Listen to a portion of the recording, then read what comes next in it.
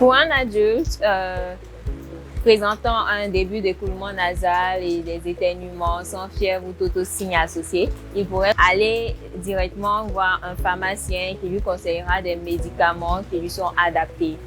Il faut surtout ne pas oublier de s'hydrater correctement et de respecter les mesures d'hygiène telles que se laver régulièrement les mains, éternuer dans un mouchoir ou dans le coude. Il faut éviter de renifler, de faire les accolades, de saluer par les mains.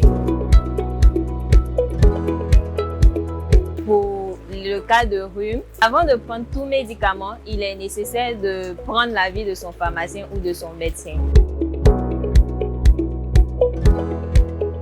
Pour un adulte, il faut consulter un médecin généraliste. Pour les enfants de moins de 2 ans, il serait idéal de voir un pédiatre. Le médicament est pris en fonction de l'âge, mais aussi de d'autres paramètres tels que le poids, les maladies préexistantes et tout ce qui va avec.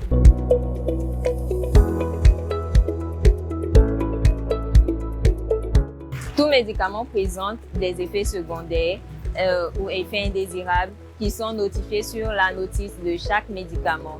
Et pour les médicaments contre le rhume, généralement, c'est la sécheresse au niveau de la bouche, de la gorge ou encore du nez.